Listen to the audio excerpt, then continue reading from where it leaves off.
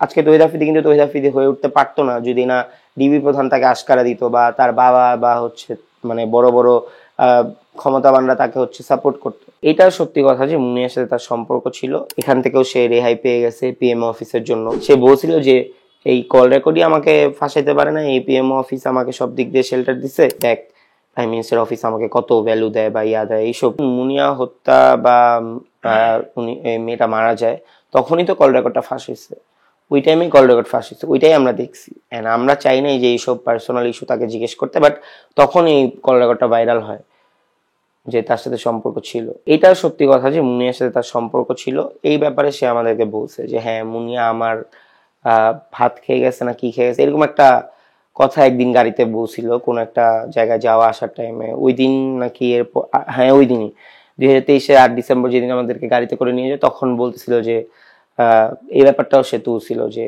এরকম একটা কাহিনীও সে তুলছিল যে এরকম মুনিয়ার ব্যাপারটাও তুলছিল, আমার মনে পড়ছে এখন। বিষয়টা হচ্ছে তার সাথে মুনিয়ারও সম্পর্ক ছিল এন্ড তাকে ফাঁসানোর জন্য বা যে কারণে কল রেকর্ড যে ফাঁস হয়েছে এখান থেকেও সে রেহাই পেয়ে গেছে পিএমও অফিসের জন্য।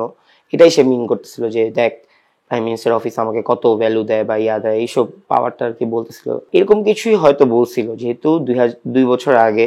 সো এক্স্যাক্ট কি বলছিল লাইনগুলো আমার মনে নাই, বাট সে বলছিল যে এই কল রেকর্ডই আমাকে ফাঁসাইতে পারে না, এই পিএমও অফিস আমাকে সব দিক দিয়ে শেল্টার দিছে, সো প্যারানিস না হ্যান ত্যান মানে আমাকে বুঝাইতেছিল। তখন মুনিয়ারটা ও বলছিল, মনে আছে আমার।